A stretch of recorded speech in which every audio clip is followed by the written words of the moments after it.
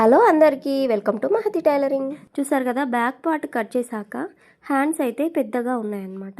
So cross cutting బ్లౌజ్కి cloth ఎలా సరిపోతుంది చూడండి ఈ వీడియో. హ్యాండ్స్ ఆల్రెడీ నేను బ్యాక్ పార్ట్ కట్ చేశాక హ్యాండ్స్ హైట్ అనేది కరెక్ట్గా గీసుకొని ఇలా మార్కింగ్ అయితే వేశాను. తర్వాత ఫ్రంట్ పార్ట్ని బ్యాక్ పార్ట్ తోటి కట్ చేస్తాం కదా, సో అడ్జస్ట్ చేస్తున్నాను అనమాట క్లాత్.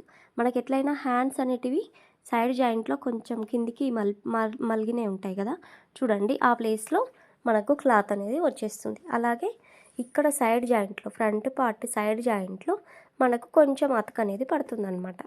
సో మనకు కొంచెం ఎక్కువ సైజ్ బ్లౌజ్ ఉన్నప్పుడు హ్యాండ్స్ కూడా దాంట్లోనే తీయాలి. పొడవు హ్యాండ్స్ అవన్నీ మనము ఒకటే క్లాత్లో ఎలా తీయాలనేది నేనైతే ఇలా చూపిస్తున్నాను.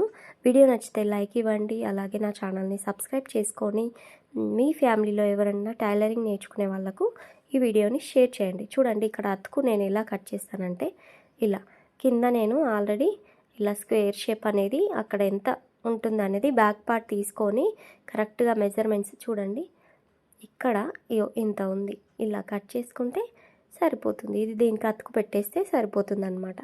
మీకు నచ్చిందని అనుకుంటున్నాను. ఒకటేసారి 2 బ్లౌజ్ అనేది కట్ చేశాను. Thank you for watching.